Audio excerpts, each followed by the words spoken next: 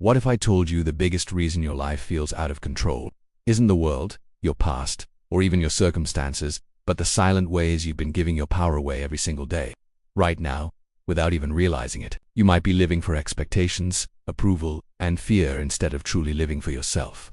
And that's exactly why you feel stuck, drained, and disconnected from who you really are. But today, that changes. In this video from Mindcode Vault, we're diving into 6 powerful lessons from Live for Yourself that will help you take your life back, rebuild your confidence, and finally start living on your own terms. Stay with me because one of these lessons might hit you harder than you expect, and it could change everything. Let's begin. There is a version of your life that you have never lived. It exists somewhere between the decision you almost made 5 years ago and the one you keep delaying today. It is the life where you stopped performing for an audience that never asked for the show, where you woke up not dreading the day, but genuinely curious about what it might bring, where the word obligation lost its grip on you not because you became selfish, but because you finally understood the difference between giving from abundance and giving from depletion. Most people never get there, not because they aren't intelligent enough, not because they lack resources, but because somewhere along the way, they outsourced the authorship of their own lives to everyone around them. 2 parents who meant well, 2 employers who rewarded compliance, 2 social media algorithms that learned exactly which insecurities to press to keep them scrolling, to a culture that calls self-sacrifice a virtue while quietly watching its most obedient servants burn out and disappear. This is a book about getting that authorship back. Not all at once, life doesn't work that way, but lesson by lesson, decision by decision, until the life you are actually living begins to feel like one you actually chose. Let us begin. Lesson 1. The approval trap is a prison with an open door. Ask yourself something uncomfortable right now. Think about the last 3 significant decisions you made about your career, your relationships, your appearance, your opinions expressed in public. Now ask honestly, how many of those decisions were genuinely yours? How many were shaped, even slightly, by what someone else might think? A parent, a partner, an online community, a version of yourself you constructed for professional consumption. If you felt even the faintest sting of recognition, you are not alone. You are, in fact, deeply human. The approval of others is not a weakness. It is a survival mechanism baked into our neurology over hundreds of thousands of years. Our ancestors who were cast out from the tribe did not survive the need to belong, to be accepted, to read the social room and adjust accordingly. These are ancient tools that kept us alive on the savannah. The problem is that we are no longer on the savannah, and we are still running the same software. The approval trap is not loud. It does not announce itself. It works through the slow, incremental shaping of your choices. It is the career path you chose because it sounded impressive at Thanksgiving dinners, not because it lit anything up inside you. It is the relationship you stayed in 3 years past its natural end because leaving felt like public failure. It is the opinion you swallowed at a meeting because the room seemed to be leaning another way, and the discomfort of dissent felt sharper than the discomfort of dishonesty. Psychologist Abraham Maslow spent his life studying the apex of human potential, people he called self-actualizers, and one of the most consistent traits he found in them was what he called a relative independence from their social environment. Not indifference to others, not antisocial coldness, but a core that did not fundamentally shift based on who was watching. They could be kind and flexible and deeply connected to people while still having an interior that was genuinely their own. The door of this particular prison is open. Always has been. The bars are made of imagination, imagined consequences, imagined judgments, imagined versions of what other people are thinking. Research in social psychology shows consistently that the imaginary audience we perform for is far more critical and attentive than any real audience in our lives. People are mostly consumed with their own concerns. The elaborate performance we mount for their benefit is, in large part, a show staged for an empty theater. The first step out of the trap is not to stop caring about others. It is to notice, with real specificity, when their opinions are shaping your choices in ways that cost you. Write it down if you need to. Keep a small log for 1 week of every moment you modified what you said, what you did, or what you chose based on the anticipated reaction of someone else. The pattern, once visible, becomes considerably harder to ignore. Lesson 2. Identity is a story you keep telling. Change the narrator. There is a man named Marcus who spent 12 years as a corporate attorney in a city he did not particularly like, doing work that paid exceptionally well and drained him completely. When people asked how he was doing, he said busy. When people asked if he liked his work, he said it has its moments. He drove a car he had chosen to signal success to people he did not especially admire. He had a LinkedIn profile that read like a highlight reel from someone else's life. Marcus was, by any external measure, successful. By any internal measure, he was a stranger to himself. What kept Marcus there for 12 years was not money, though money was part of it. What kept him was a story. A story that had been authored gradually by his immigrant parents who saw stability as the highest virtue, by a law school culture that treated prestige as oxygen, by a series of small choices that each made the next departure feel more costly. He had become, in his own mind, an attorney, not a person who practiced law, but a person whose identity was inseparable from it. The idea of leaving did not feel like a professional change. It felt like a kind of death identity. We now understand from decades of research in narrative psychology. It is not a fixed object. It is a story. An ongoing, edited, contested story that you tell yourself about who you are, where you came from, and where you are going. The psychologist Dan McAdams has spent his career studying this, and his conclusion is bracing. The stories we tell about ourselves have enormous power over the choices we are willing to consider. A person who identifies as not creative will not attempt creative work. A person who has decided they are not a business person will not launch the thing they quietly believe in. The label becomes the limit. Marcus eventually left. Not dramatically, he did not quit on a Monday morning and fly to Bali.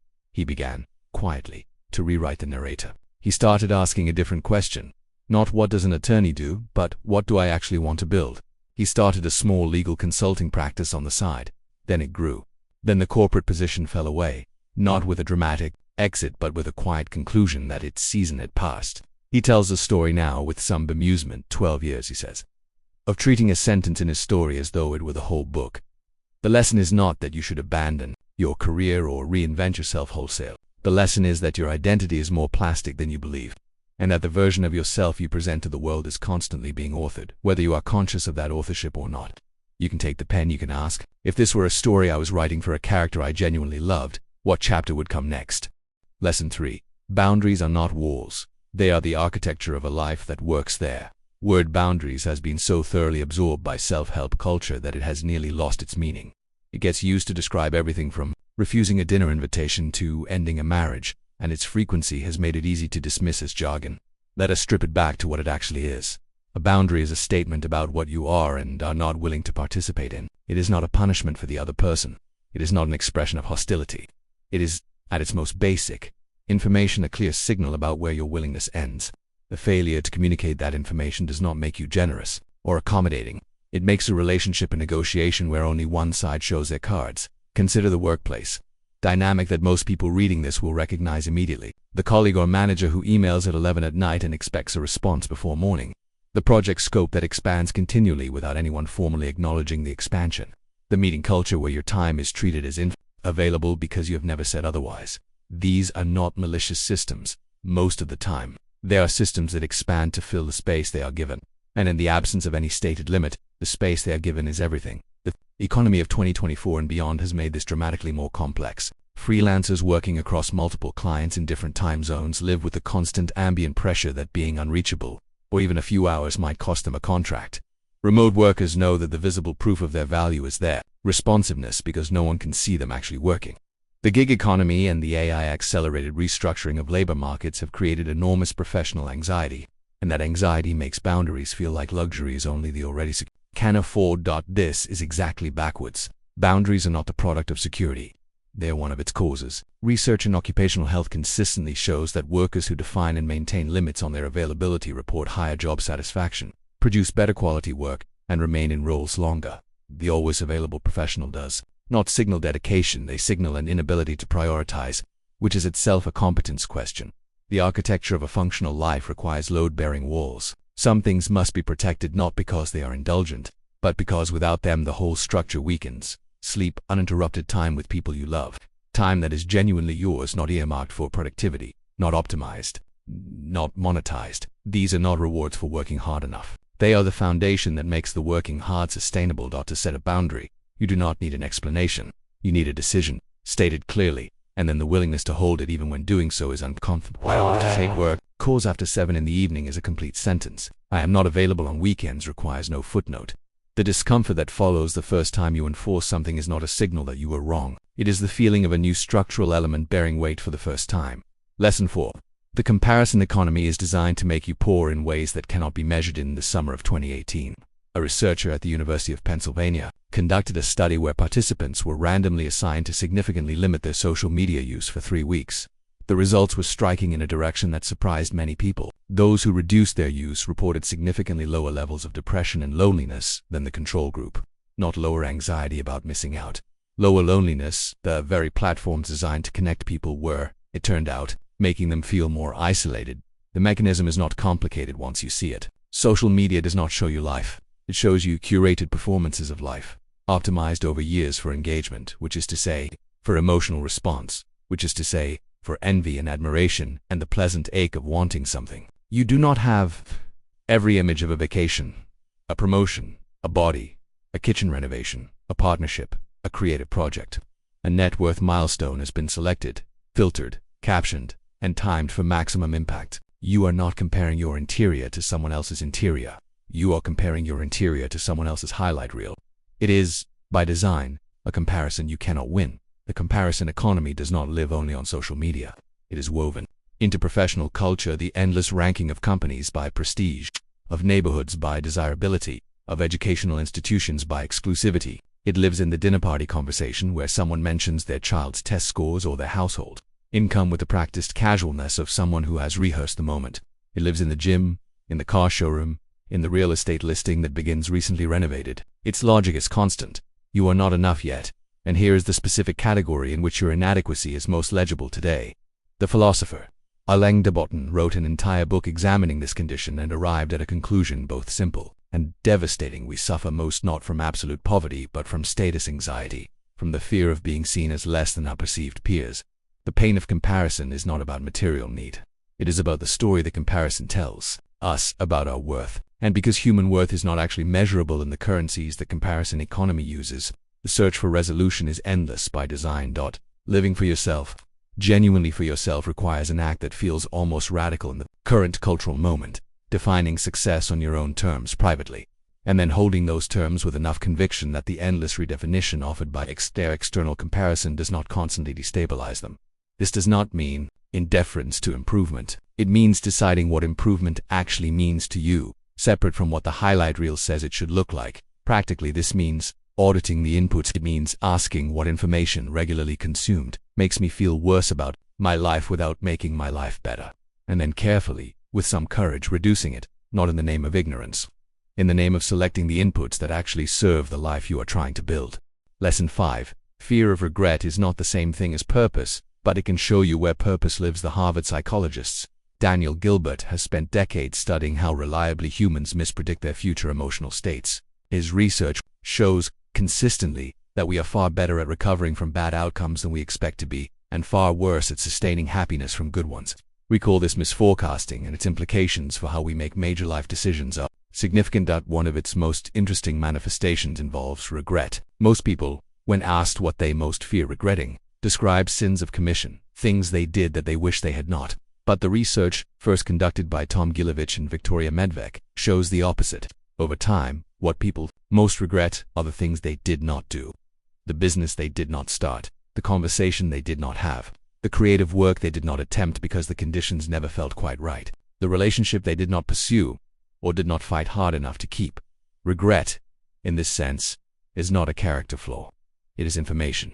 It is your nervous system telling you where your deepest investments actually lie, the things that matter so much to you that their absence creates a wound that time does not fully close. The trick is learning to read that information in advance, before the absence has had decades to calcify into loss. There is a practice that some therapists and coaches call a deathbed question, though it sounds more morbid than it is. It asks simply, when you imagine yourself at the end of your life, looking back, what would you most regret not having done? Not what would you regret doing, what would you regret leaving undone? The answer is rarely about professional achievement or status acquisition. It is almost always about connection, creativity, authenticity, and the courage to live in a way that felt genuinely like your own. A woman named Priya spent 8 years building someone else's company. She was excellent at it, a natural operator, a builder of systems and teams, but late at night, after the children were asleep, she worked on something else. A food blog, at first, then a cooking class she taught on weekends, half joking about it to colleagues who thought it was a charming hobby, and a small product line. Then, at 37, she did the arithmetic and realized that the half-joking hobby was generating more real satisfaction and not insignificantly more income than the prestigious role she spent her days inhabiting. The fear that kept Her from taking it seriously for 8 years was not really about money or risk. It was about the imagined judgment of the professional identity she had constructed. The regret, she says, is not about the years spent building someone else's company. That work was real and valuable. The regret is about the 8 years of calling a genuine vocation, a hobby, because the word hobby felt safer than the word purpose. Purpose, in this reading, is not a mystical destination. It is not handed to you by a moment of divine clarity. It is found in the activities that feel like genuine investment, where you lose track of time, where improvement feels interesting rather than obligatory, where the work itself is its own reward even before anyone else validates it. Fear of regret can point you toward those activities if you learn to read it not as a summons to anxiety but as a compass. Lesson 6. Choosing yourself is not selfishness. It is the prerequisite for everything else. Every argument against living for yourself eventually arrives at the same objection. What about other people? What about the relationships, the responsibilities, the people who depend on you? If everyone simply did whatever they wanted, prioritized their own fulfillment above their obligations, refused the discomfort of sacrifice, what kind of world would that be?